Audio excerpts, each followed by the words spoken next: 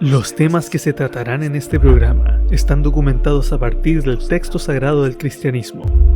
Este no pretende mostrar una opinión, sino mostrar lo que la Biblia dice. Algunas de estas escrituras son tan impactantes que cambiarán tu vida para siempre. Real o no, tú decides. Así comienza Secretos Bíblicos.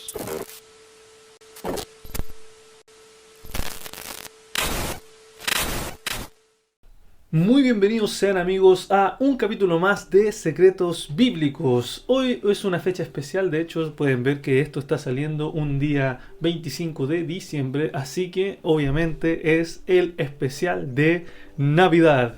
Una fecha muy importante para todo el cristianismo, una fecha muy importante para nosotros para conmemorar un día que nació nuestro Salvador. Obviamente no me encuentro solo, estoy aquí acompañado con la mejor compañía, qué mejor que mi amada y distinguida esposa. ¿Cómo te encuentras, Javi? Hola Dani, hola a ti que nos estás escuchando y que nos estás viendo también en este nuevo formato. Estoy contenta, feliz de que ahora podamos tener este nuevo formato y que podamos hablar, cierto, de algo tan importante y súper atingente con estas fechas que es la Navidad. Así que súper bien y preparadísima para este nuevo capítulo.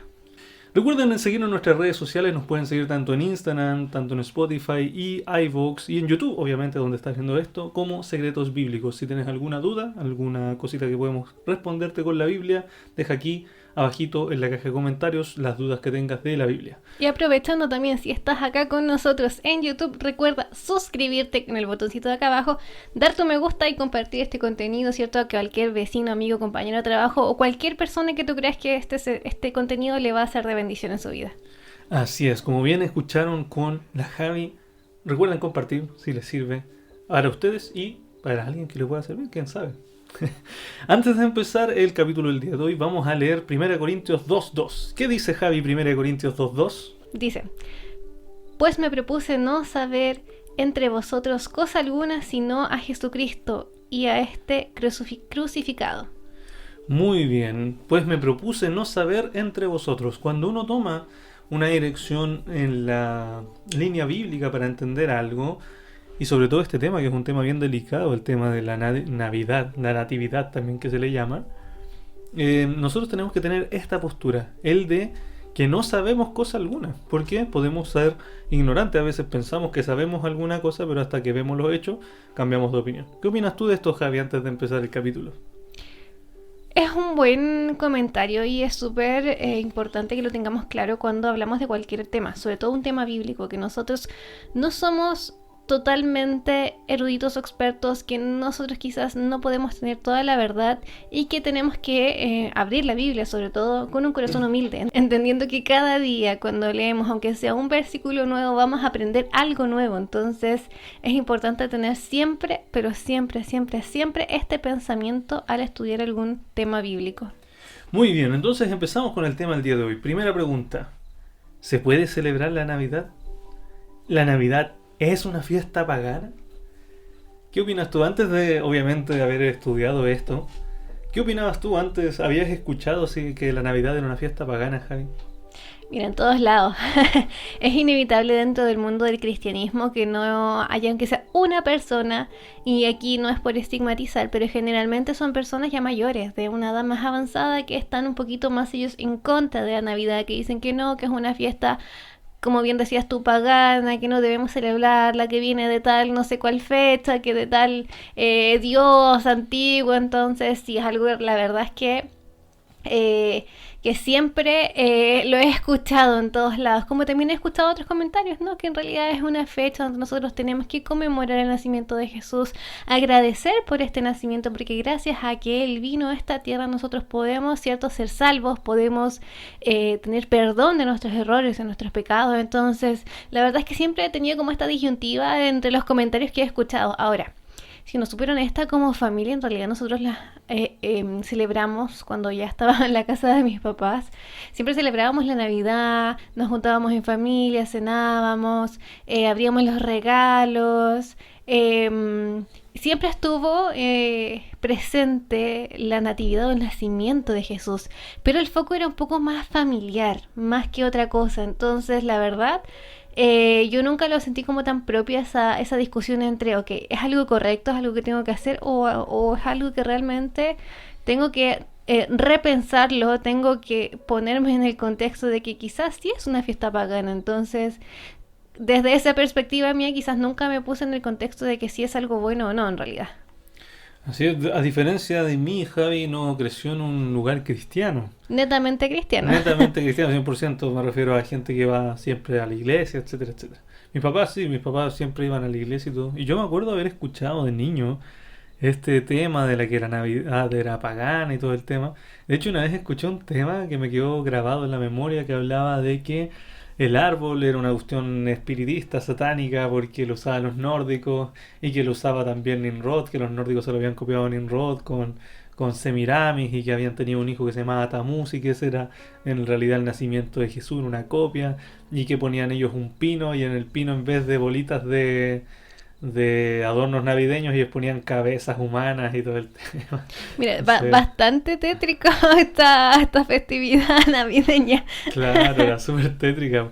Y bueno, también se puede ver muchas veces que en la Navidad uno como que tiene un cierto, ¿cómo decirlo? Como que uno tiene un cierto grado de recibir información por los dos lados.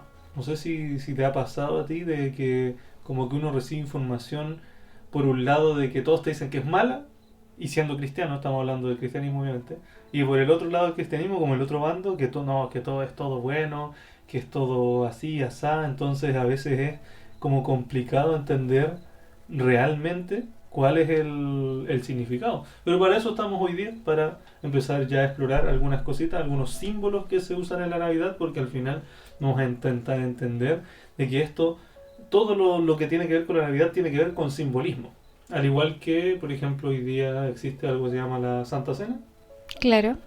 o la Cena del Señor, que es un simbolismo simplemente de nuestra humildad, es un rito para acordarnos del sacrificio de Cristo y empezar a ser más humildes al nosotros lavarle los pies a los otros. No es como en las misas que los católicos piensan que cada vez que comen el pan, ellos están matando a Cristo. Y se están tomando su sangre real, eso es lo que ellos piensan en su doctrina. No es así.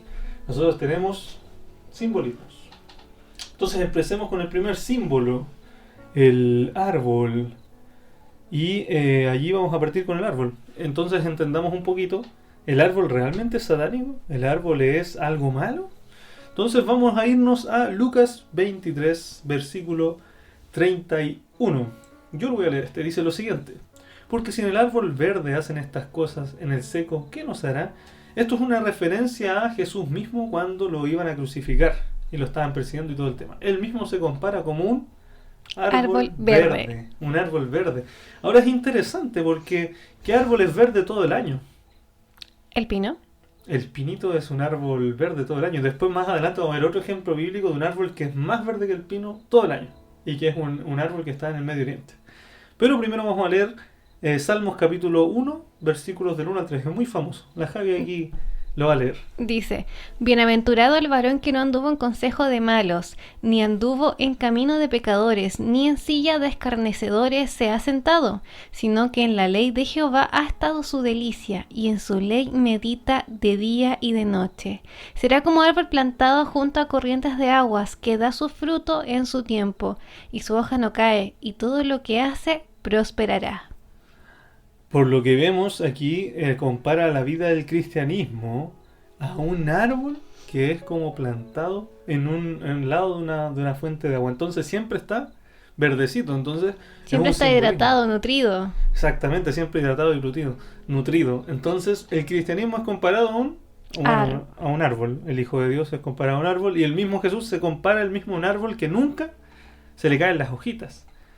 Entonces hay uno de los patriarcas del cristianismo, de hecho el judeocristianismo, de hecho de aquí viene la palabra, ¿cómo se llaman? Las religiones abrahámicas, porque Abraham es uno de los pioneros de las religiones monoteístas. De hecho, él hace algo bien interesante en la Biblia. A Abraham se le reconoce como el padre de la fe, de hecho. Es bien interesante lo que pasa. Exacto, dentro de héroes son los personajes bíblicos que podemos encontrar en Hebreos 11. Es un capítulo bastante bonito. Está Abraham, y de hecho uno de los primeros, y es el que, si mal no recuerdo, es uno de los que más se les destaca por su fe. Él es el amigo de Dios. Exactamente, de hecho es considerado, como les dicen ahí, el padre de la fe, le dice Pablo. Es interesante. Pero él hace algo bien, bien bonito en Génesis 21:33, y pareciera que tuviera una contradicción con Deuteronomios después. Vamos a leer Génesis 21:33. Dice: y plantó Abraham un árbol de tamarisco en Berseba, e invocó allí el nombre de Jehová, su Dios eterno. ¿Qué es esto? ¿Qué es el tamarisco? ¿Habías escuchado este árbol? Mira, yo la verdad es que no. Y si te soy sincera, no recuerdo haberlo leído la vez que estuve estudiando la historia de Abraham, así que un tirón de oreja. Bueno, Abraham, para invocar a Dios allá en Berseba, él no es que él adoraba al árbol, sino que él lo plantó como un símbolo para él ir a adorar allí. Era como, bueno, voy a adorar aquí. Es como tu lugar especial, por ejemplo. Nosotros tenemos acá este espacio destinado para grabar, ¿cierto? Lo ocupamos también para trabajar cuando estamos en el computador haciendo cualquier otra actividad, pero este es nuestro espacio literal para trabajar. O sea, nosotros tenemos, yo tengo mi escritorio, Dani tiene su escritorio, o por ejemplo, cuando nosotros trabajamos en nuestros lugares de trabajo, cada uno tiene su lugar, su cubículo, su escritorio o su box en el caso de los profesionales de la salud. Todos tenemos un espacio destinado para un trabajo en específico o para una actividad en específico. Entonces yo lo entiendo así. O sea, Abraham dijo, voy a plantar este arbolito porque en este lugar voy a dejarlo destinado especialmente para la adoración a Dios. De hecho, lo interesante también de esta historia es que él planta un tamarisco. El tamarisco es un tipo de pino del desierto. De hecho, es uno de los árboles que pueden sobrevivir a temperaturas extremas, a un calor intenso y a los fríos intensos, pero aún así siempre se mantiene verde todo el año. Es interesante. Entonces, Jesús se compara posiblemente a ese árbol verde que él se compara, es un tamarisco, al árbol que plantó Abraham. Es bonita ¿cómo decirlo? La simbología. La simbología, la similitud que toma. Ahora, muchos detractores de la Navidad nos van a decir, oye, pero en Deuteronomios 16:21 dice que no se puede tener árboles, que no podemos poner árboles en las iglesias, ni en nuestras casas, ni nada. ¿Qué es lo que dice en realidad Deuteronomios 16:21, Javi? Dice: no plantarás ningún árbol para hacer acerca del altar de Jehová tu Dios, que tú te habrás hecho. No plantarás ningún árbol para acera cerca del altar de Jehová tu Dios. Ok, primero, contexto. Tenemos que entender el contexto. El contexto de Deuteronomio que se está hablando aquí es el templo, el santuario. ¿Actualmente existe el templo de Israel? ¿Existe el santuario de Israel? Por lo que yo tengo entendido, no, es una ruina. Exactamente, de hecho queda solamente el muro sur, que es el muro de los lamentos, es lo único que queda. Aunque ahora sí se aprobó la reconstrucción del tercer templo, está interesante eso. Un tema para hablar. ¿Se terminará? Es la pregunta. ¿Qué pasará cuando se termina? Claro, si es que se termina. Claro, se podrá, no se podrá después de varios intentos. ¿Qué dice la Biblia? Eso lo vamos a ver quizás en otro episodio. No lo había incluido en las cosas que íbamos a grabar, pero está interesante. Es un tema interesante. Ahora, la Biblia al parecer se está contradiciendo porque aquí te dice que no tienes que plantar ningún árbol cerca del altar de tu Dios, como un lugar de adoración, ¿verdad? Pero primero, el altar de Jehová ya no existe, fue eliminado. De hecho, los templos que existen actualmente, los santuarios, según la Biblia, somos nosotros mismos. Cuando en 1 Corintios 3, 16 y 17 dice, ¿no sabéis que sois templo de Dios y que el Espíritu Santo mora en vosotros? En otras palabras, ¿quiénes son los santuarios actuales? Nosotros mismos, nuestro cuerpo. De hecho, no recuerdo específicamente la cita, pero se nos da a entender en un pasaje bíblico que nosotros tenemos que cuidar nuestro cuerpo, o sea que tenemos que hacernos cargos de nuestra salud, que no es un tema menor, porque es el templo del Espíritu Santo. Nosotros somos como una iglesia pequeñita andante, por decirlo de alguna forma. La cosa es que lo que está en realidad diciendo Deuteronomio 16:21, si tú lo buscas en varias versiones, es que tú no hagas al ídolo de madera. A eso se refieren con árbol de acera. Eran ídolos de madera que se ponían para ser adorados. nosotros no adoramos el árbol de Navidad. Yo nunca me he puesto de rodillas ante el árbol de Navidad y a alabarlo. Y yo creo que nadie en su casa, ni aquí nuestros oyentes, han estado ahí con un árbol de Navidad y adorándolo, poniendo las pelotitas. Oh, sí, árbol, dame fortuna, no sé. Yo, Dame más regalos este año. regalo, exacto. Nadie hace eso en su sano juicio. Y es interesante también porque hay gente que dice, no, pero en la iglesia es un sacrilegio y todo el tema, porque aquí está el altar, porque aquí está en el púlpito, lo ponen como el altar. Bueno, primero que nada, esto, como les decíamos, no es... Las iglesias actualmente no son santuarios. Si, de hecho, si de partida fueran santuarios, nadie podría predicar ahí, solamente podría entrar el sumo sacerdote, que en este caso sería como el pastor, entre comillas, como que entraría al lugar y nadie más podría entrar a la iglesia. Entonces no tiene sentido. Donde nosotros nos reunimos actualmente en griego se llamaba eclesia o eclesía, que en realidad significa asamblea, concurrencia, congregación, y luego deriva la palabra en español que es iglesia, o sinagogué, que también se le traducía después como sinagoga. Las sinagogas son lugares donde la gente se congrega solamente. Y de hecho en la Biblia dice, donde se reúna uno o dos en mi nombre, allí va a estar, dice Jehová. Entonces, eso es un punto bien importante, que hay que entender que iglesia o iglesia, bueno, en realidad eclesia es de donde viene la palabra. Entonces no tiene sentido eso. Ahora, también los detractores van a decir, pero es que en la Biblia no aparece nunca que celebraron la Navidad. ¿Qué opinas de esto, Javier? ¿Hay algún texto donde celebren la Navidad?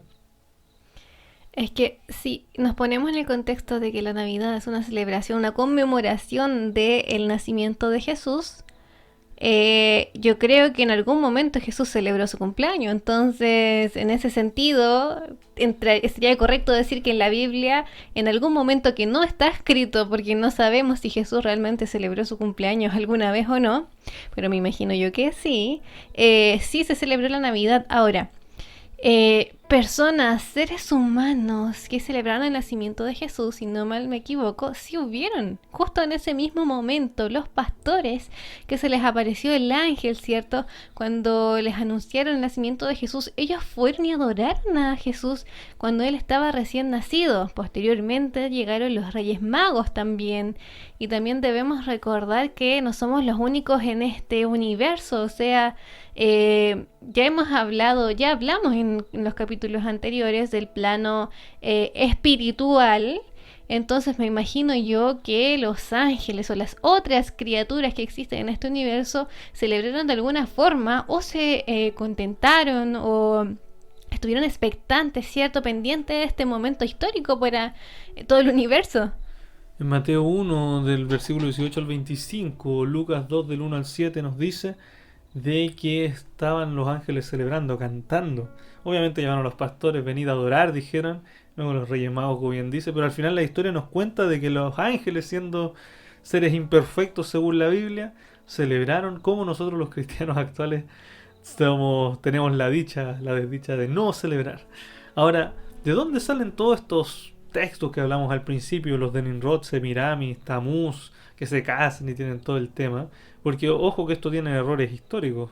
Tamuz y Semiramis, o sea, Nimrod y Semiramis se separan por varios años. No así como 10, 20 años, más de 100 años se separan. Entonces no Cada era para uno. nada contemporáneo, es como decir que... Que Noé vivió con Moisés. Es como Claro, decir algo así. claro, yo estaba pensando en un ejemplo un poco más nacional, pero fue mucho mejor tu ejemplo que lo que estaba pensando. Ah, bueno, esto deriva de dos libros. El primero es un libro escrito en 1860 por Alexander Hislop, que se titula The Two Babylons of the Papal Worship, que significaría algo así como las dos Babilonias y la adoración papal. Y el segundo libro, escrito por un académico en 1966, que lo escribe Ralph Woodrott, muchos aquí lo conocerán tal vez, que escribe un libro que se titula Babylon Mystery and Religion, que sería Babilonia, Misterio y Religión. Entonces son libros que chocaron mucho, de hecho fueron bestsellers en Estados Unidos, esos dos libros, y fueron bestsellers a nivel mundial. No es un tema de que fueron libros así normales. De hecho, en 1860 fueron bestsellers todo esto, el primer libro sobre todo, que era el de las dos Babilonias. Entonces es interesante porque este libro plantea todo este tema de Tammuz, Semiramis, todo lo que les habíamos comentado anteriormente. Ahora, estos libros han sido leídos por historiadores actualmente en todo el mundo y se toma también por los cristianos. Los cristianos lo leen y dicen, no, es que esto es pagano, aquí dice el libro este y esto es gente que sabe, dice lo de Tammuz, Semiramis, etcétera, y toman como que esta religión es una festividad pagana. Claro, es que ahí nosotros tenemos que recordar lo que nosotros siempre les comentamos en los capítulos, que es que nosotros tenemos que escuchar, leer y ver cosas siempre con una mente crítica. ¿Por qué?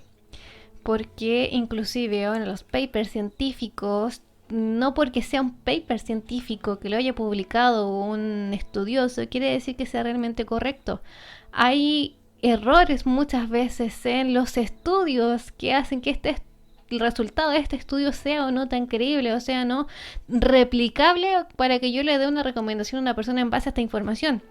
Entonces también muchas veces los libros que salen, y sobre todo pensando ahora en la actualidad, es tan fácil escribir un libro con el contenido que tú quieras mostrar o entregar, que puedes hablar de cualquier cosa, cualquier barbaridad o cualquier locura, y lo vas a publicar y la gente lo va a leer y la gente lo va a creer. O sea, hasta en las redes sociales la gente habla de muchas cosas, muchas veces sin tener el conocimiento real de lo que está hablando. Entonces, en ese sentido, nosotros siempre tenemos que tener una mirada crítica ante lo que escuchamos, ante lo que vemos y también ante lo que leemos.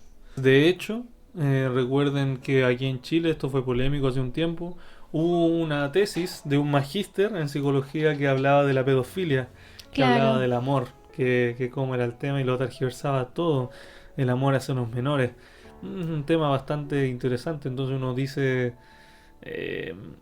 esto lo toman como algo científico. Entonces, es que claro, el contexto está publicado, es una investigación científica, es una tesis para un grado, entonces debería tener validez. Yo no debería por qué desconfiar de esa información, pero lamentablemente en la época en donde vivimos, que tenemos una sobreabundancia de información por todos lados y muchas veces de información errónea, tenemos que ser muy críticos con lo que creemos o no. Bueno, a pesar de que después Ralph Woodroffe se retracta de todo lo que escribió, porque él dijo que todo lo que había escrito la otra persona era mentira. Y de hecho él dice, yo no tenía idea porque yo no había corroborado mi información, y Alexander Hillstock era una persona que inventó todo en ese libro y simplemente era para atacar a la Iglesia Católica, debido a que este libro era una crítica directa hacia la Iglesia Católica. Ustedes saben, como el libro Los Secretos y como Secretos Bíblicos, nosotros nunca hemos estado de acuerdo con la Iglesia Católica. De hecho, tengo 2 capítulos especiales dedicados a la Iglesia Católica, algunas cosas que ellos practican que yo no estoy de acuerdo, que no son bíblicas, pero aún así esta persona, para empecinarse a atacar más, inventaba cosas para que la Iglesia Católica quedara mal. Ahora, bueno, saldrán otros detractores también de la Navidad que nos van a hablar del famoso Sol Invictus. ¿Has escuchado también eso? Sí, ese sí lo he escuchado muchas veces. Creo yo que ese es el comentario o es la teoría que más se ocupa para decir que la Navidad es una fiesta pagana, que como cristianos no deberíamos celebrarla. Sí, he escuchado la verdad bastante del Sol Invictus. El Sol Invictus es dicen que es del origen pagano de la Navidad. De hecho, muchos cristianos lo siguen afirmando hasta el día de hoy. Claro. En redes sociales, en predicaciones, etcétera. Bueno, a lo largo del tiempo seguimos descubriendo cosas. A lo largo de los años la arqueología nos muestra que hay más avances. Entonces, hace un par de años se descubrió un historiador llamado Sexto Julio Africano, que vivió en el año 221. Y de hecho, en ese año 221, él escribe por decreto de Séptimo Severo y Alejandro Severo, que eran los gobernantes de ese tiempo, y él hace una crónica, y hace una colección de 5 libros escritos en griego, y que por primera vez se fijaban como canon de la historia de los judíos. ¿Y qué es lo que dicen estos libros? Bueno, en uno de sus libros él establece que los primeros cristianos ya celebraban la Navidad el 25 de diciembre. Ahora, ¿qué es lo interesante cuando hablamos del Sol Invicto? Estamos hablando del 221 cuando se escribe esto. Cuando se escribe lo de... lo de los cristianos. Lo de los cristianos, no lo del Sol Invictus, porque Ajá. diste a extender eso. El problema de decir que el Sol Invictus es el origen pagano es que la historia nos dice que esta festividad empieza en el 274 después de Cristo por el emperador Aureliano. En otras palabras, cuando comienza esta fiesta, históricamente no tenemos pruebas de que el cristianismo sea una fiesta pagana porque pasa 53 años antes de que el Sol claro, Invictus va a aparecer. hay registros de la Navidad 53 años antes de que se estableciera la celebración del Sol Invictus. Ya estaba establecida esta celebración, de hecho ya yo creo que la estaban celebrando de antes. Ahora, ¿por qué la celebraban ahí? No tenemos idea. ¿Por qué no sabemos cuándo nace Cristo? Tampoco tenemos idea. Quizás como los humanos santificaríamos ese día y sería todo un tema, sería todo un drama actualmente. Pero lo que sí sabemos es que los cristianos primitivos se reunían en esa fecha para celebrar, para conmemorar el nacimiento de Cristo. Ellos sabían que Jesús no había nacido ahí, pero era la única fecha que todos se habían puesto de acuerdo. Ahora, ¿qué pasó cuando vino Cristo a la tierra? Juan capítulo 1, versículo del 11 al 12 nos dice claramente: a los suyos vino y los suyos no le recibieron. Más a todos los que le recibieron, a los que creen en su nombre, les dio potestad de ser hechos hijos de Dios. ¿Qué pasó? Entonces, si aquí hablamos de la Navidad, de que ¿cómo se llama? La conmemoración del nacimiento y todo el tema, nosotros como cristianos recordamos a Jesús, pero el judaísmo no aceptó a Jesús. ¿Por qué? ¿Qué pasó en eso? ¿El Tanaj hablaba entonces de la venida de Jesús? ¿Hablaba de la venida de un Mesías? Por supuesto. De hecho, los judíos siguen leyendo el Tanaj y la Torá. Y esperando que venga Cristo, porque como ya creo que sabemos, la mayoría del judaísmo rechazó definitivamente a Jesús y ellos todavía esperan la primera venida de Cristo. Exactamente, de hecho, vamos a usar solamente textos del Tanaj, ¿te parece? Muy bien. Para ver esto. El Tanaj fue tan específico en esto que ya decía cómo iba a nacer Jesús, cómo iba a ser su ministerio y cómo iba a morir Jesús. Así de específico era el Tanaj. Vamos a ver algunas profecías. En el nacimiento dijo que el Mesías sería un descendiente de Abraham, eso lo dice en Génesis 12 del 1 al 3, que iba a ser de la tribu de Judá, Génesis 40, 10, que iba a ser descendiente de Isaí, Isaías 11.1, de la familia de David, o de la casa de David, o descendiente de David, del rey David. Eso aparece en 2 Samuel 7.8, que saldría una estrella cuando él naciera. Eso es bien específico. Claro, la estrella de Belén. Así es. Uy, aquí no puse la cita, pero era 24:17, se me olvidó poner la cita. Que vendrían reyes a visitarlo en Isaías 63, que nacería en Belén en Miqueas 5.2, que nacería de una virgen en Isaías 7.14 y que estaría en Egipto y regresaría en Oseas 11.1. Ahora, ¿qué dice acerca de su ministerio? ¿Qué iba a hacer Jesús en su ministerio, Javi? Bueno, dice que tendría un precursor, o sea, que antes de que entrase al templo, esto se encuentra en Malaquías 3.1, también que sería ungido por el Espíritu Santo. Esto está en Isaías 61, versículo 1 y 2, y 42, versículo 1, que hablaría en parábolas. Esto está en Salmo 78.2, que entraría en el templo de Jerusalén reconstruido por Zorobabel. Esto está en Ageo 2, versículo 7. Ese dato está muy bueno, el de Ageo 2 del 7 al 9 del Zorobabel, porque ese templo era el que se había construido después de la invasión de Babilonia. Ellos habían destruido, entonces el Mesías tuvo que haber pisado eso según Ageo, y si actualmente viniera un Mesías, ya no se cumpliría esta profecía de Ageo, porque ya ese no es el templo construido por Zorobabel, se lo construiría Israel actual. Claro. Sigamos, haría milagros, esto está en Isaías 42, 7 y 61 del 1 al 3, que predicaría en Isaías 41 del 1 al 3, que apacentaría al pueblo, esto está en Ezequiel capítulo 34, versículo 15 y 16, que lo tratarían como un desconocido y extranjero, esto está en Salmos 69, del 8 al 9, que entraría a Jerusalén triunfante, esto está en Zacarías 9.9 y que claramente es bendito el que viene, eso está en Salmo 118, versículo 26. Así es, incluso el Tanaj era tan específico que nos habla de su resurrección y de su muerte. Dice que los principales le harían un complot, eso aparece en Salmos 2.2. Uno de los suyos lo iba a traicionar en el Salmos 41.9. iba a ser vendido por 30 piezas de plata. Eso aparece en Zacarías 11, versículo 12, y Jeremías 32, 6 al 9. Que él no tendría un consolador, que estaría solo. Eso aparece en Salmo 69, 20 y Zacarías 13, 7. Que iba a tener agonía y dolor en Salmo 55 del 4 al 5. Como cordero sufriría y tendría un martirio. Isaías 53. Ahora también habla de que iba a tener falsos testigos en su juicio en Salmos 27, 12. Él iba a estar en las manos del populacho, del pueblo. Iba a ser decidido su muerte. Isaías 56. Que clavarían sus manos y sus pies. Eso aparece en Salmos 22, 16 y Zacarías 13, 6. Que Dios lo iba a desamparar. Interesante eso porque es bien fuerte. Salmos 71, 11. Que iban a partir sus ropas, que iban a rasgar sus vestiduras. En Salmos 22, 18. Que le dieron a tomar vinagre y hiel. Eso también es súper específico en la cruz. Salmos 69, 21. Que no se corromperá su cuerpo y no estaría en el sepulcro. En otras palabras, que iba a resucitar. Salmos 16, 10. Que moriría y vencería o resucitaría. En Oseas 13, 14 y en Oseas 6, 2. Que es llevado al cielo como el representante de nuestras cortes celestes. Eso aparece en Daniel 7 del 13 al 14.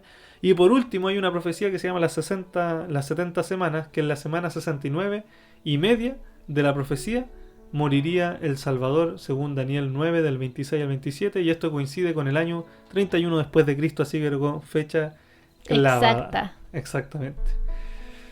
Ahora, si había tanta evidencia bíblica en el Tanaj y todo, ¿por qué los judíos no lo aceptaron? ¿Por qué no lo aceptaron, Jai? Yo en primera instancia creo que por mucha ignorancia. Nos pasa a muchos que cuando tenemos información, tenemos mucha información, tenemos pruebas, tenemos mucho conocimiento, a veces ni siquiera entendemos lo que tenemos al frente de nosotros. Entonces, creo que fueron bastante ignorantes y creo que dentro de su ignorancia, lo que ellos ya sabían y resabían, ellos estaban esperando otra cosa. Desde el día 1, cuando Adán y Eva pecaron y cuando se les mostró el sacrificio, cuando se les explicó de alguna forma el plan de salvación, yo siempre fue claro, aquí la paga del pecado es la muerte. Nosotros morimos por lo mismo, porque pecamos y tenemos que pagar este precio, lamentablemente. Pero hay una gran diferencia entre la muerte que nosotros sufrimos hoy en día, los cristianos, porque tenemos una esperanza de que la muerte eterna, que esa paga tan horrible, ya la hizo Cristo. Entonces, nosotros solamente vamos a tener una muerte que es un descanso, que ya lo conversamos, que va a ser un sueño prácticamente y que vamos a resucitar cuando Cristo vuelva con nosotros. Ahora, lamentablemente, hay personas que no lo entienden así.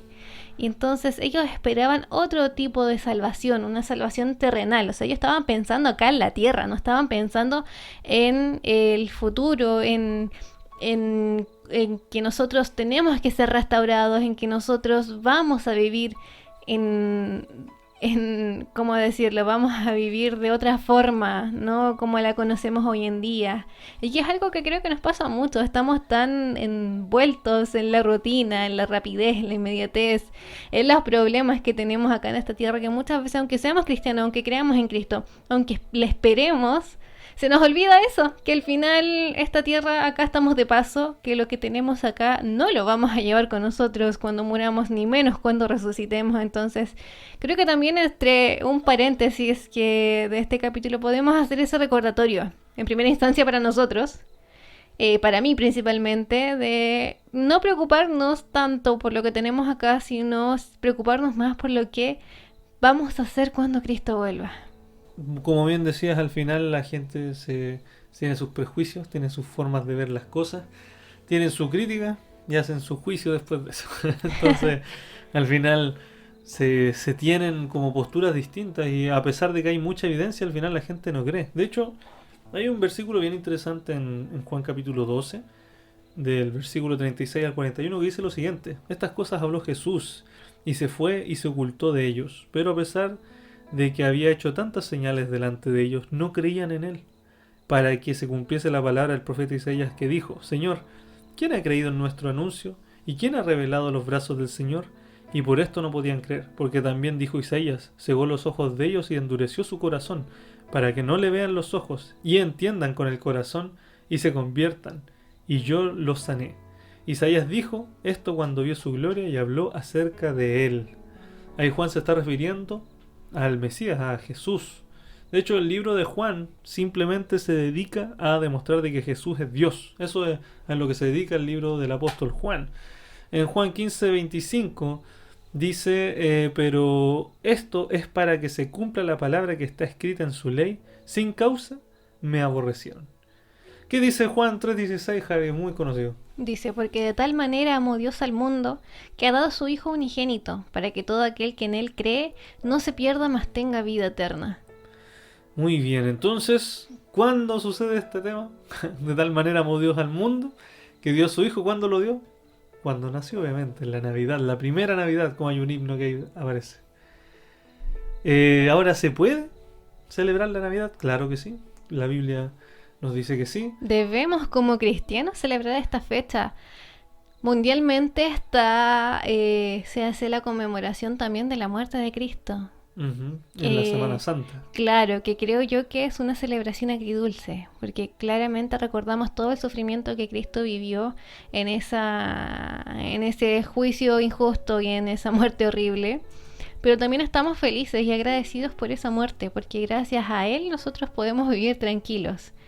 Pero tenemos la Navidad también, que es una celebración de pura alegría, es un nacimiento. Yo creo que los que son padres o los que son tíos, los que son abuelos, cuando llega a un bebé al mundo, es un motivo de celebración, de alegría. Entonces, ¿por qué no un cristiano debería o no debería, cierto, celebrar esta fecha que es tan linda? De hecho, ¿tú sabías que, bueno, un dato curioso, ¿cuándo murió Jesús? El día exacto que murió Jesús. No, no lo sé. Murió el 14 de abril del año 31 después de Cristo y resucitó el 17 de abril. Eso Mira. es una fecha exacta que se ha sacado historiadores y teólogos, y eso no tiene, ¿cómo se llama? Pelea, no es debatible, es así. Eso pasó así. Mira tú, el 14 de abril. El 14 de abril él muere, Muy no se bien. sabe cuándo él nace. Muy bien. Entonces, claro, hay formas de celebrar la Navidad, es una forma, claro, el mundo tiene la suya de celebrarla, pero nosotros como cristianos tenemos que conmemorar el nacimiento de nuestro Salvador. Al final, Filipenses 4:8 dice, y ciertamente aún estimo todas las cosas como pérdida, y por excelencia del conocimiento de Cristo Jesús, mi Señor, por amor lo cual he perdido todo y lo tengo por basura para ganar a Cristo. Nosotros todo lo del mundo, este tema de los regalos, este tema del consumismo, no nos importa. Lo que a nosotros nos importa es Cristo en esta fecha. Obviamente los regalos se pueden dar, claro que sí, pero tenemos que exaltar en ese día a Jesús. Gálatas 4, del 4 al 5 dice por último, pero cuando vino el cumplimiento del tiempo, Dios envió a su Hijo, nacido de mujer y nacido bajo la ley, para que redimiese a los que estaban bajo la ley y a fin de recibirnos la adopción de ser hijos. En otras palabras, ahora somos hijos de Dios por Jesús. ¿Algunas ideas para esta Navidad, para celebrarla como cristianos? ¿Tienes alguna?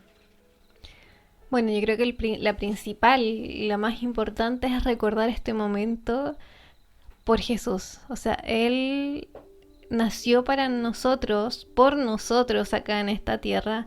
Y creo que es importante darle ese reconocimiento y ese lugar. Estamos celebrando su cumpleaños, básicamente. Y cuando nosotros celebramos un cumpleaños de algún amigo, de nosotros mismos, nosotros somos el centro de atención en ese día. O sea, es mi cumpleaños y yo soy la persona especial. En este día también, si estamos celebrando el nacimiento de Jesús, nacimiento de Cristo, tiene que ser Él el especial en este día. Entonces, claro, podemos creo que seguir con nuestras tradiciones familiares, culturales, pero enfocándolo al nacimiento de Jesús, enfocándolo a Él. Así es. De hecho, ideas también de la Biblia. Hay otro tema que el otro año vamos a hacer para Navidad de nuevo, que vamos a hablar ya todos los símbolos de la Navidad. Bien específico, esta simplemente es para explicar que la Navidad no tiene un origen pagano hasta el momento, históricamente. Y que no es algo malo, que Y que no es podemos algo celebrarlo. malo, que se puede Y que celebrar. debemos celebrarlo como cristianos. Así es, el otro año vamos a hacer otro especial de Navidad ya explicando todos los puntos de todos los simbolismos de la Navidad, pero la Navidad se trata de dar amor, de dar cosas materiales, eso no tiene ningún problema. Recuerden cuando Jesús nació, le dieron incienso, oro y mirra, eso no hay ningún problema. Nosotros podemos dar a personas que lo necesiten, a la gente en la calle. Generalmente a veces nos hacemos los que no tenemos dinero, pero lo ideal es dar Yo intento por lo menos darle a personitas en la calle alguna monedita, darle comida a personas hambrientas, reconciliarnos con nuestra familia, juntarnos con nuestra familia. También eso es importante. Hacer un regalo a algún vecino a veces nos cuesta porque nosotros no tenemos gran relación con nuestros vecinos, generalmente aquí en Chile, me refiero en general. Claro, o quizás con algún compañero de trabajo, con algún amigo, que quizás tuvimos alguna rencilla. Así es, intentar mejorar la relación con alguien en el trabajo, hacer las paces, todo. Y lo más importante es dar de corazón para que nos parezcamos más como Jesús. Al final Jesús es nuestro ejemplo, por algo nos llamamos cristianos, pero a veces nos cuesta ser como Jesús, es bien difícil a veces hacer esto, hacer no pagar mal con mal, ni sino que pagar bien con mal, y eso es muy complicado, a veces nosotros no tomamos en cuenta eso, pero el Señor nos manda a ser como Cristo era. Así que eso, gente. Espero que haya quedado claro el tema. Yo pensé que iba a salir más corto este video.